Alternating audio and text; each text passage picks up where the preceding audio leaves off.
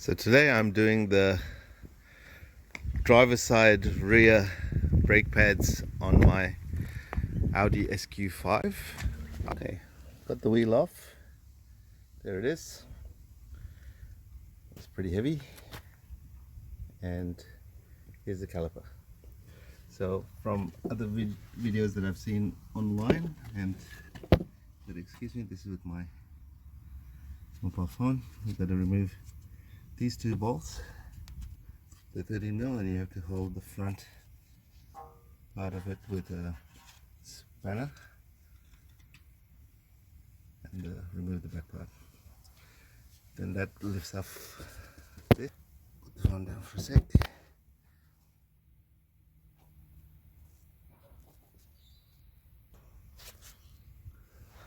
So with the two spanners, I'm removing this bottom bolt.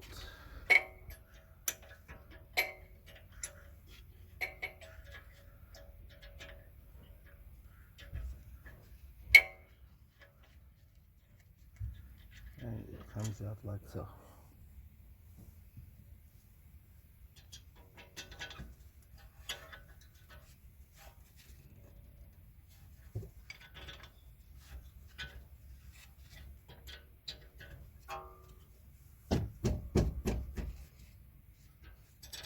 It's coming off.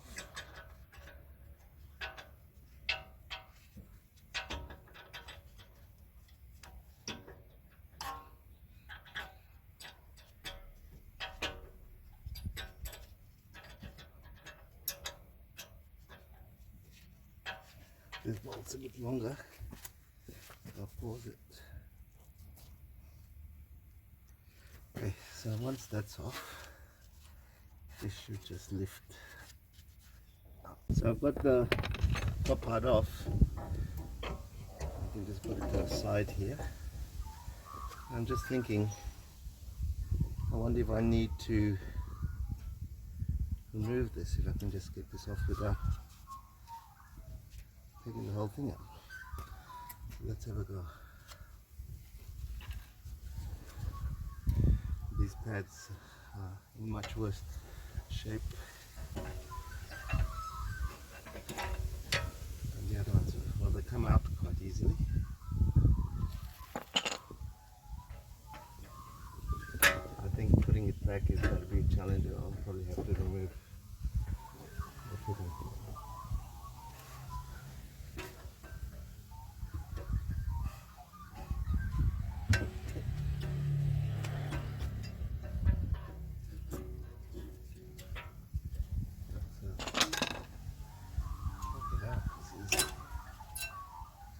That yips.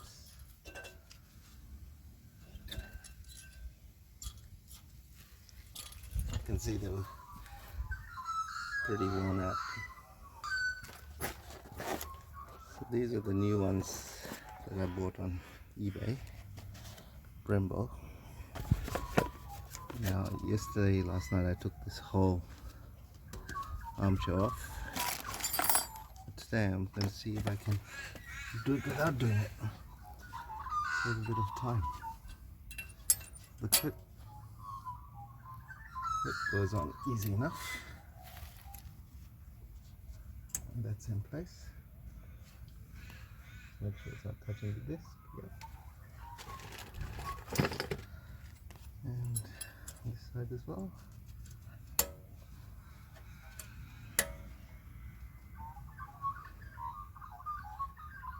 So far so good.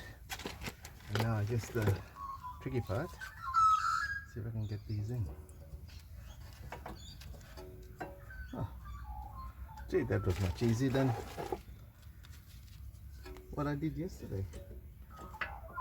So if the Audi does this job like this, they're charging a shitload of money for labor.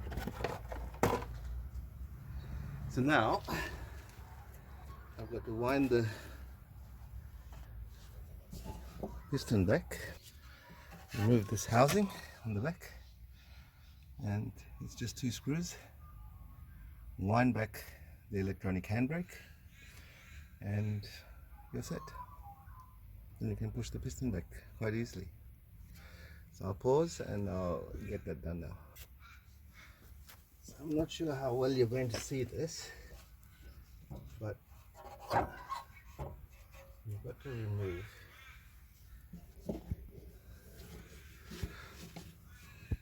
that screw and that screw.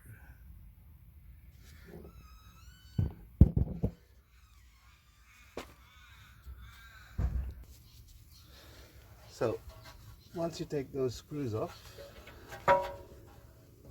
this cover just comes off, and then there's the motor, and on the back of it is the thing that you need to turn back. So grab yourself a Torx and pop it in. I'm using a T45, and turn it clockwise till it stops. I'm not sure if you can see that. Sorry. So you turn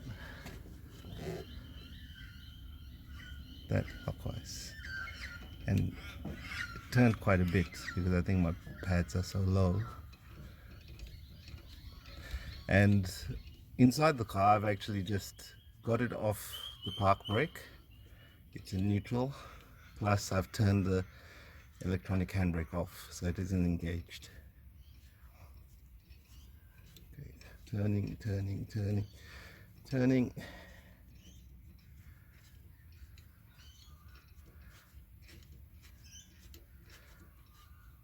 Turning clockwise. And there you go, it stopped.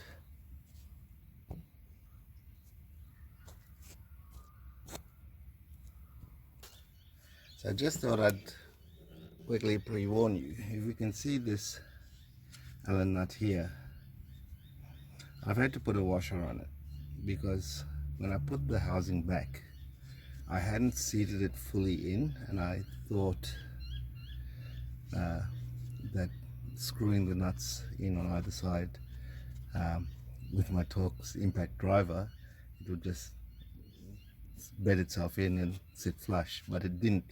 And what happened was it cracked the housing here. It wasn't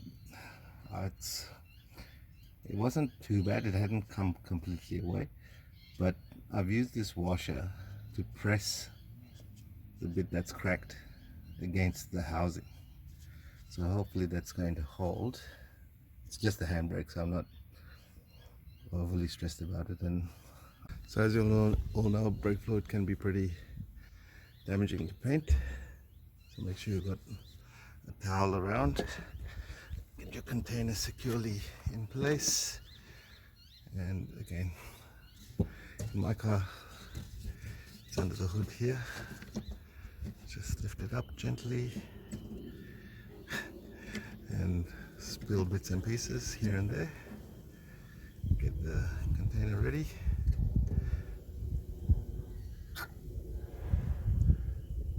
It wasn't a huge amount I took out yesterday, and it didn't seem to overflow. So I'm just using a baster, which I pinched from my mum, and she doesn't want it back. It's just as well, and just 2 squeezes should be enough. Yeah, I'm really disappointed that I cracked that nut though. Alright, so that's the brake fluid removed. I'll just wipe this down quickly, put this back. I haven't tightened it, just to let the fluid come back up, so there's no vacuum seal at the moment. So to press the piston back, I'm using a clamp.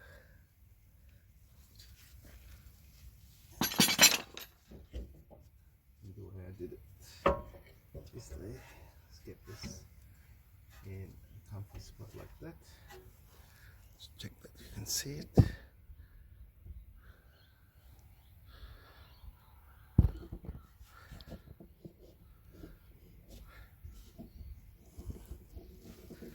Sorry.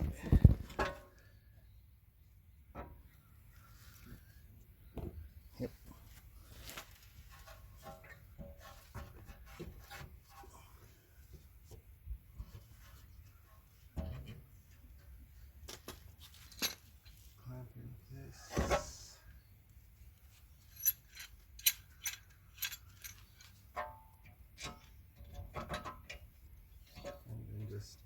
gently.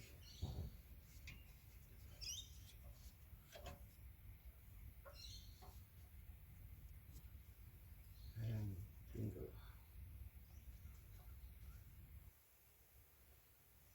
Just watch that it's going nice and evenly.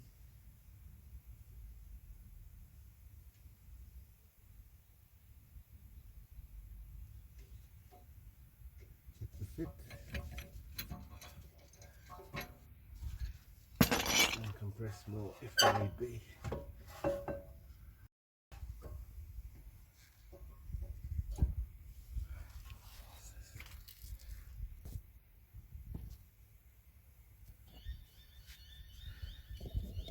Okay, so managed to get it back in.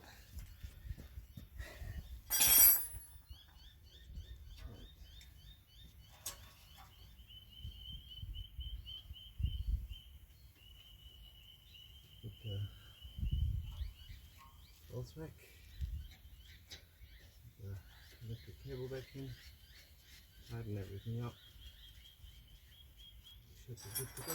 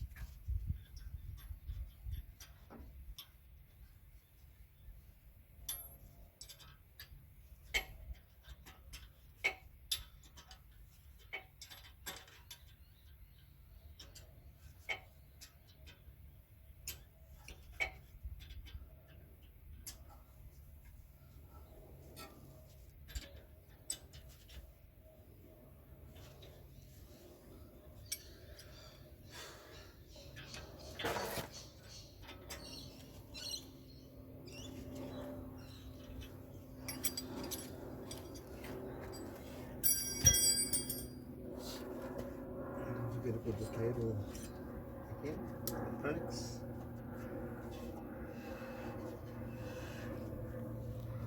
That everything fits.